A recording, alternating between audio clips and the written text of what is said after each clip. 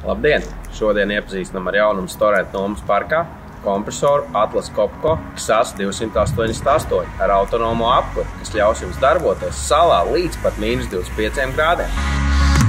Ar 3 klikšķiem vadības panelī jūs variet regulēt spiedienu katrā no zonām no 5,5 bāriem līdz 10,3.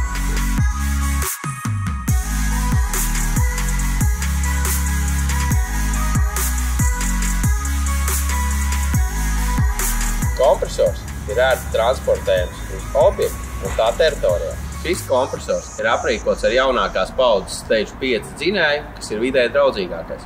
Kad netiek izmantoti gaisa izvari, ieslēdzas eko režīms, un tas ļaus samazināt tukšgaitā degvielas patēriņu līdz 50%.